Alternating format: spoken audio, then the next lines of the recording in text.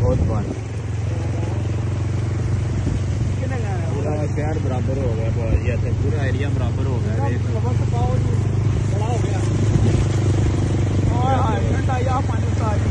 बंद हो गया तो फिर पता ही होना भाजी बंद क्यों है। बहुत पानी है भाजी, बहुत पानी, सारा शहर ही जाना है। चेक करो भाई की गल लिया है नहीं बंद होंगे क्या बात।